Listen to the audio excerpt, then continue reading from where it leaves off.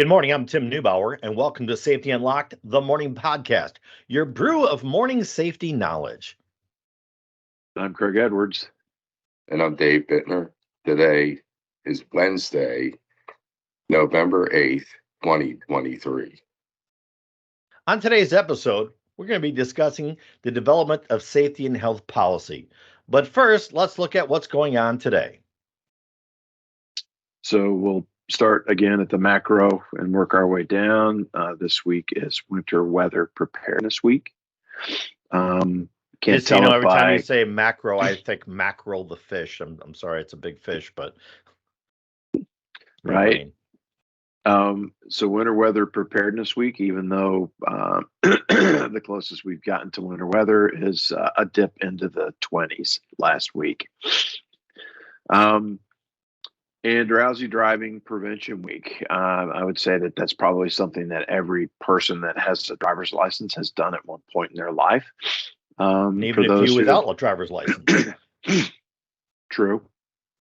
Even those folks who did some time in the military, that driving drowsy is pretty much a prerequisite for operating any piece of equipment that has 4 or more wheels. 88 mics, 77 Foxes. I can keep going right down the line. Yeah. So, and today, the different days that we have, I chose 3, is World Radiography Day. You saw right through that one, didn't you? Yeah. Hats off to the people who can see. Well, Tim did the joke. I'll just leave it there. So, hats off to those folks. So Craig, I have a question. Maybe Dave, you can answer as well. There was a device called a fluoroscope, and shoe stores would have these things going, and they outlawed them in the 50s and early 60s because your mom or dad would have you put your foot underneath this X-ray machine, fluoroscope, in the shoe store to make sure your shoes were fitting well. And I know as an adult that these things were outlawed in the 50s and 60s. But I can remember as a child, which would have probably been cognizant memory, late 60s, early 70s, going into the secret back room at the Buster Brown shoe store and getting my foot underneath the fluoroscope. You guys have any memory of having your foot X-rayed at the shoe store? No, we ordered ours through the Sears and Roebuck catalog, and hopefully they fit.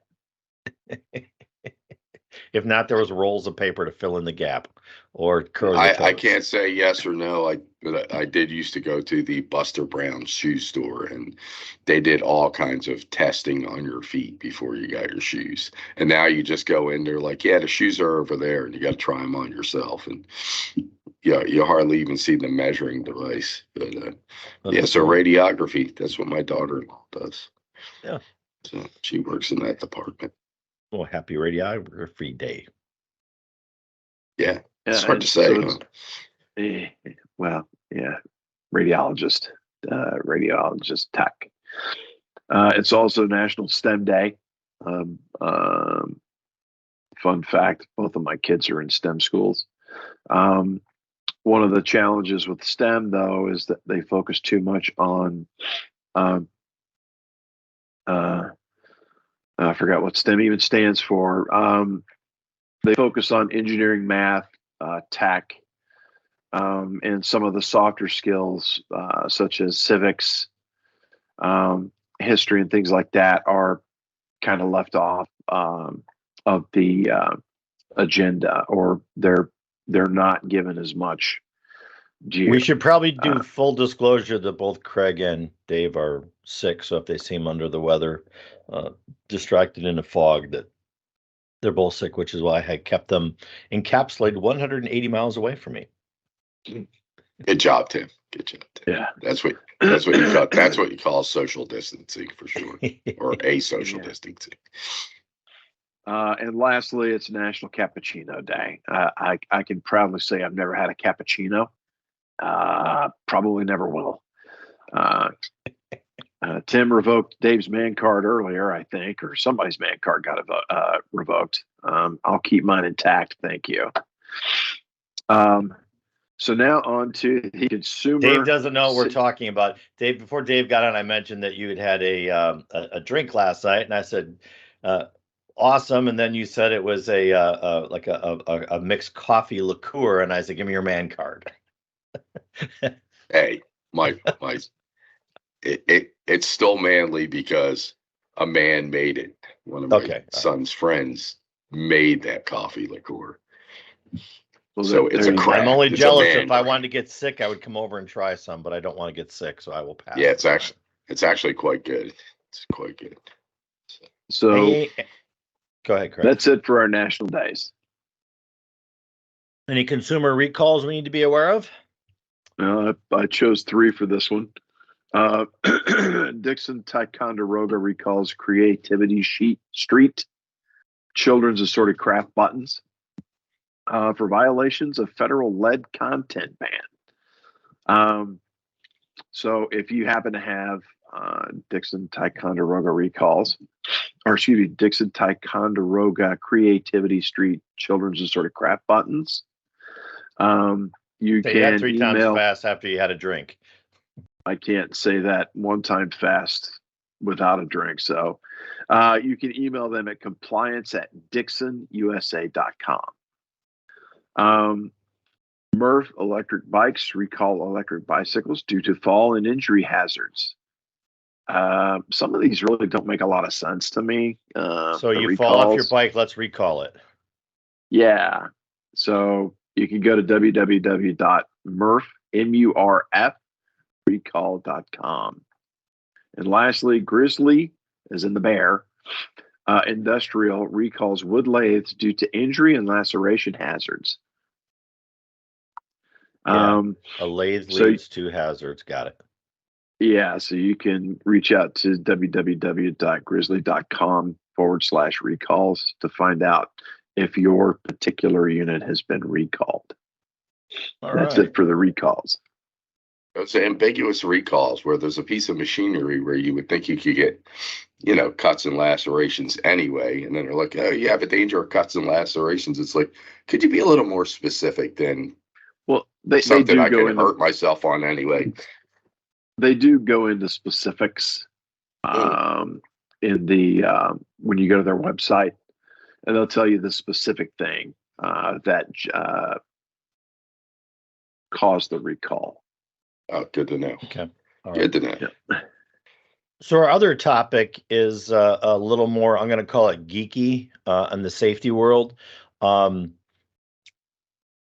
Normally when I'm teaching classes and interacting with people like 500 level classes or more the college level classes, I'm dealing with people, I tell them that there's something called the unified agenda, where OSHA meets twice a year in the spring and the fall, and they come up with their agenda, what they're going to change, and knowing that OSHA moves at a glacial pace, I call it almost as fast as the Game of Thrones plot line, glacial pace. We're going to take the length of the series to wrap up the first minor plot line. When I talk about that unified agenda, I always throw in a caveat that they haven't updated it since fall of 2021, so it's 2 years old. But they are starting to, from my perspective, starting to use the Code of Federal Regulations, the CFR, or the Federal Register, to announce rule changes. And last month, they posted a proposed rule change limiting the worker walk-around representation designation rule, which in a nutshell is you have a right to have a third-party representation, i.e. union or a worker rep, walk around with you, and the employer has a right to bring on a company like Exceed Safety, who's a technical expert, safety engineers kind of things, or legal representation during the OSHA walk around. And OSHA is proposing to limit and redefine that as a result of some court action. With that in mind, they've always reserved the right to say you can't do that, and then you just have to litigate it afterwards. So I'm interested in Craig and Dave's thoughts on this proposed rule that is in the Federal Register. So, I mean, I understand the reasoning behind this. Um, I think more people participating in audits, without being forced by an outside entity, is a good thing. If that makes sense. The more people you have engaged in identifying hazards or participating in walkarounds, which we've talked about before, is not a bad thing, because they have a vested interest in a safe working environment as well.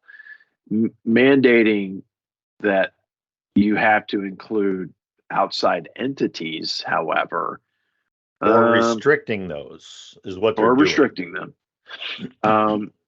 is I guess we can all participate in the comment period and let our voices be heard, Right. During the excuse me, during the comment period. Right. So one of the things that we struggle with is because we're a nationwide firm. Obviously, if I'm here in North Carolina and I have somebody in Texas, I can't get there within the unreasonable delay period. But we ask to participate via video, via Zoom, whatever. We ask, and we're starting to get some pushback, specifically in one state where they don't want third parties like ourselves who are contracted to act on behalf of the company, and our attorney of record for our company has said that her law firm is actually seeing the same thing nationwide, where compliance officers aren't allowing third parties to help represent you during the walkthrough inspection, which is a concern. But this particular uh, proposed standard is much more. As I was reading through the Federal Register, and if you'd like a copy of it, you have a hard time finding it, just feel free to email us at info@exceedsafety.com. Well, I'll be happy to have one of our teams send you the actual link to the Federal Register. It seems to be geared more towards employee representation outside of the union. So selecting one person amongst the crew, if you don't have a labor agreement, is where they're trying to focus their efforts on. Or having them being the employees or employee group bringing in counsel or third party to participate in these walkthroughs. So very interesting. So Go ahead, Dave. I think the relevance there should have to do with, is the third party engaged in your safety program, in your SMS, right? So if they're regularly engaged in your SMS and have been maybe for, and this is just me throwing something out there, 30, 60, 90 days, they're more engaged. So, to arbitrarily pick a person that doesn't have the intimate knowledge of the SMS for that particular company, like a third party may, who handles their SMS, I don't feel like I agree with that. And for that reason, I think it's being made with a kind of an outsider view in. They're looking at their piece of the puzzle, and they're not looking at the other side of the puzzle. So, I mean, if you excuse me, if you had to engage in this type of activity, you would want the person with the most intimate knowledge and the most knowledge altogether on your side, and I think that's fair for the company. So I just want to wrap this up for moving on to our main topic, which is very relevant. We're just talking about is that it's strongly encouraged, if you're going to use third-party representation during an OSHA compliance visit and you don't know when they're going to occur, is that you have that relationship ahead of time. For us, we encourage clients to retain us to establish that relationship, so we know the policies, the procedures, we know the employees, and we're helping identify hazards and come up with systematic changes so that when the compliance officer does show up, that we are already embedded, ingrained in there, and we have that knowledge for us to meet Dave's point, which is where I think that the standard the proposed rulemaking is coming from, is they're trying to say you have to have a ongoing relationship and be intimately involved and be able to interact on that behalf. So just FYI, folks, it's out there. If you need more information, reach out to info@exceedsafety.com. And now on to our main discussion. Our main topic today is developing a safety and health policy, which I want to clearly separate from a procedure. A procedure has very specific things that have to be generated, and OSHA doesn't have a ton of directive on there, but ANSI and other organizations such as ISO have very specific outlines of what a procedure needs to look like. We're talking about a policy today. Craig, you want to talk a little bit about developing health and safety policies? Kick us off and what your thoughts are. Sure. One of the things that I did in a previous company I worked for is they had no health and safety policy. Their health and safety department was lacking, to put it bluntly. And so I wrote a safety and health policy. And when I asked for the company's core values so that we could align the safety health policy with those core values and incorporate it and make it a core value, the company had no core values. None. Nothing stated, nothing written. No one could tell me where they were, if they ever had any. And this was a very well-established company, had been around for decades. So I had to identify what I wanted to say, or what the company wanted to say, not Craig, what the company wanted to say. And in the absence of having core values, I had to literally make up the core value that we were going to instill in the team across the organization. So that was challenging. So for some companies that already have core values established, it might make it a little bit easier. But that's what you need to do first, is identify what you want to say. And you need to be specific. Okay. And that comes from the top and from the bottom. I know we spent a tremendous amount of time starting up our company saying, what are our core values? Not what product line we're going to deliver, but what is important to us. Where are we now? Where do we want to be? How do we want to get there? Values are not to lie, cheat, or steal kind of a thing, but what are our values in relation to how we do business and how we do business safely? You might think it's easy for a safety company, but we're a for-profit company and we are a safety company. Those two things in a lot of people's minds conflict, and they shouldn't. So agreed, core values.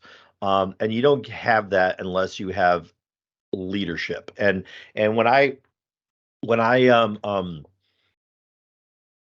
talk to senior leaders, and our producer Colin is listening. Colin, this is actually would be a great article. As we're talking about that, I always say there's real leadership and there's perceived leadership. And real leadership is somebody who says, here's our values, we're going to live by them, here's how we're going to live by them, here's the resources needed so we can accomplish that goal. That's real leadership. You're actually doing those things, okay? But if the workers and the public don't see that, then they don't exist. So then what I call there's visible leadership or perceived leadership, which is going out there and selling the message. And for a CEO or a president to not go out there and say, we live, eat, and breathe our safety and health policy. This is why it's so important to me. If you don't have that perceived leadership, then it's not effective because employees don't see it. The public doesn't see that you actually care about this stuff. Agreed. You have to have C-suite. They have to be on board, and they have to embody that safety and health mindset. I can tell you that at another place that I worked, one of the executive leaders went to a facility and refused to wear the proper PPE. The plant manager was very specific in that I will not allow you on my floor without the proper PPE. That individual ended up yelling at a lot of people, and the plant manager had to write a letter of apology. So those kinds of instances denote that there is not buy-in from the top, that safety culture will never mature. And it's unfortunate that things like that occur, that people think that, well, I'm above that. I'm not gonna wear safety shoes because I'm in a skirt or what have you. Right. Yep. So Dave, I'll talk to you about that one later. Yeah, I'd be interested to hear. So when I walk in a room, all hazards stop. Yeah, I am safety guy. I don't have to worry about that stuff. Great companion story to that. I went to a plant once, and the plant manager was actually the president of the company. He had a framed picture of a red tie that had been cut in half. So it was like the loop around and then it cut out, and it was framed on his wall. And I'm like, dude, what's up? And he said, oh, when I first came here and I bought the company, I was walking through the plant, and everybody said, sir, you can't wear a tie out here. It'll get caught in the machinery. And he goes, don't worry, I'm the president. I won't be going near there. And he's about the third time I did it. He said, I walked out in the plant and somebody stepped up to me with a pair of scissors and cut my tie off. And he said, sir, if you're not going to follow the safety rules, I'm going to help you follow the safety rules. And it was an epiphany for him. And he had his tie framed and hung in the wall that he's not above the safety rules. And his employees actually did that. Kudos to the guy that had the guts to cut off the owner's tie, but people, hubris, are above that. So the next one, and I know that Craig might need to jump off here, but I want to continue on. Be clear about your company's safety goals. And for me, folks, I'm the C-suite person, and every Monday I meet with our financial people and everybody who has money going in and money going out, and there's goals, and we meet every week and say, where are we at? And then every Tuesday we sit down with our marketing and our salespeople and say, where are we at? And once a month, Dave and Craig own me a lot of reports on where we at safety-wise with all of our clients. If you don't have clear, measurable goals in your policy, then your policy is just fluff. And it's very important that you say, where are we now? Where are we going? What are my measurables? People always tell me, I want to improve my safety culture. Great. How? Give me a measurable number. Everybody does kumbaya group hugs and does marshmallows safely in the parking lot and around a campfire. I don't think so. What are you doing as a measurable goal? So when you're writing a policy, make sure that you have defined measurable goals. And having an improved safety culture isn't a measurable goal. It's a byproduct of something you've done that you can measure. Communicate the final version at all levels. So communicate. I don't like writing policies or procedures unless I ask everyone at the employee. And that's easy to do when I have 23 employees, 24 today. 24 employees is to say, hey, we're going to write this new policy. And it becomes a consensus standard, which everybody kind of agrees to. I still have that final stamp on there. But if you want your policy to be inclusive of everybody, you have to include everybody and not just come down heavy-handed and say, here's how we do this. And then you want to make sure the employees actually have it. There's a great book to read.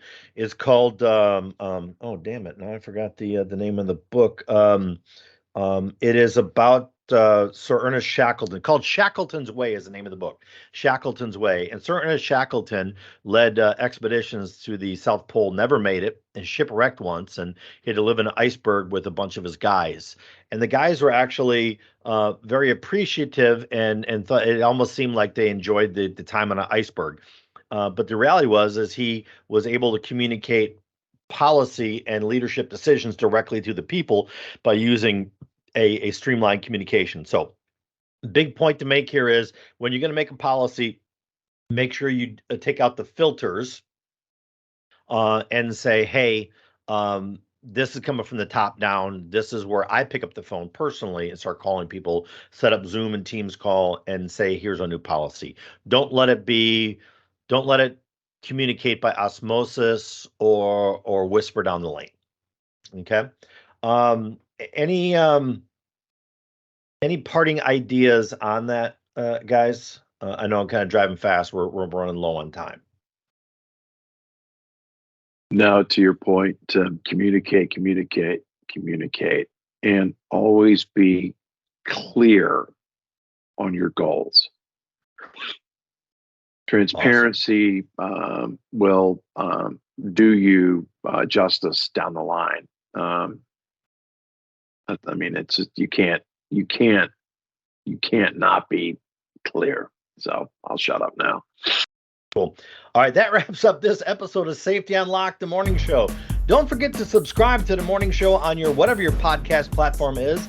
Follow us on social media. We're all over the place. If you have a safety question, send it our way, or we might feature it in our next episode. I'm Tim Neubauer with Craig Edwards and Dave Bittner. I'm Dave Bittner. Remember, safety is everyone's business. And I'm Craig Edwards. Make it a safe and hopefully non-sick day.